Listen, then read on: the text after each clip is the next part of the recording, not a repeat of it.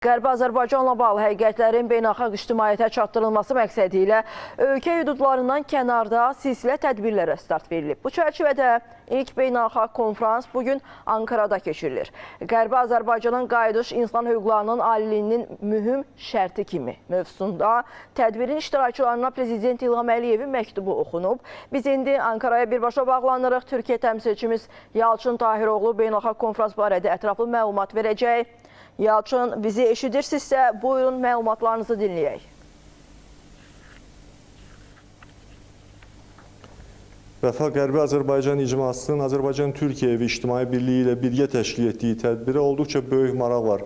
250-dən artıq iştirakçı və onların arasında Azərbaycan-Türkiyə parlamentlərinin üzvləri, dövlət təmsilçiləri, siyasi partiyaların və qeyri-hökumət təşkilatlarının rəhbərləri, nüfuzlu tarixçi alimlər iştirak edirlər. Yəni təkcə sayına görə yox, iştirakçıların səviyyəsinə görə də olduqca mötəbər tədbirdir.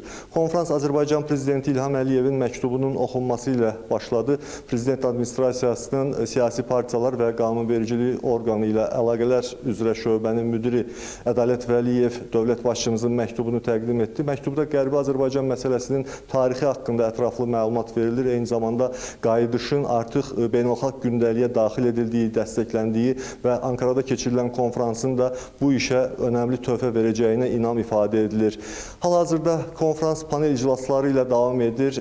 Nüfuzlu tarixçi alimlərin, dünya şöhrətli tarixçi alimlərin qatıldığı panellərdə Qərbi Azərbaycan məsələsinin tarixi, ikinci paneldə isə hüquqi və humanitar aspektləri müzakirə ediləcək. Biz gün boyu konfransla bağlı ictimaiyyətimizi məlumatlandırmağa davam edəcəyik. Söz yenidən sizdədir, Vəfa.